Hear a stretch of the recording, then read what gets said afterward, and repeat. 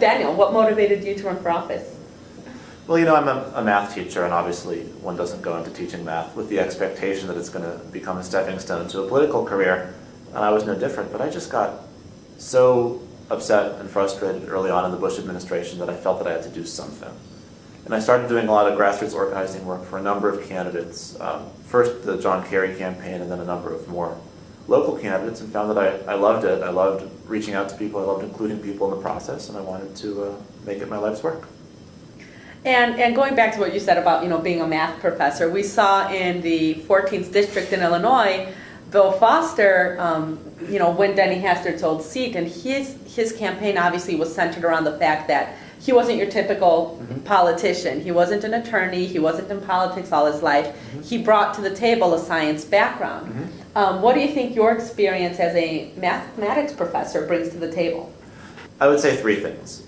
First of all, just as a mathematician, as a problem solver, my job is to really think in the long term, to think through long-term consequences of decisions. And I think a big part of our political problem now is that the 2-year election cycle means that most legislators aren't thinking about long-term consequences. They've got really short-term blinders on, and that's what leads to so many bad decisions on, you know, things like environmental policy particularly. The second thing is that, you know, I am an educator. I think I appreciate the importance of education in a way that too few state legislators do, considering the importance of education on the state agenda. And the third thing is that I'm able to read and understand scientific literature on environmental policy in a way that I would expect will give me a certain amount of credibility when arguing inside the legislature about the importance of taking major, important progressive steps on environmental issues. And moving on to another topic, which is the war. You know, what can be the power of somebody in the state legislature to either influence the policy or, you know, make some type of statement on that? State legislators and local elected officials function as an important point of contact between grassroots activists and federal elected officials. And so having state and local elected officials who are on board with an anti-war agenda helps bolster our federal elected officials in understanding that they have that kind of support from their grassroots base. Well, as a mathematician, you probably like numbers, so let's talk about the money numbers for a moment. I do geometry, actually. Okay.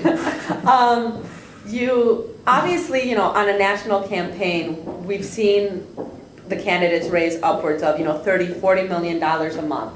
You know, the amount of money that's being poured in there has been astronomical because the campaign on a national level is so expensive. Can you tell our readers, how is it different in a local campaign? Because obviously you're not going to be raising $30 or $40 million.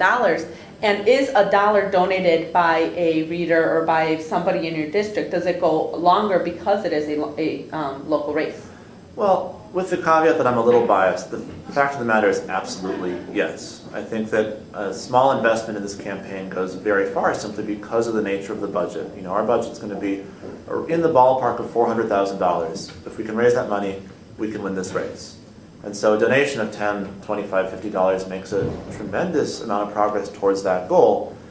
The other thing I want to say very quickly about donating is that here in Illinois we have no limits on contributions.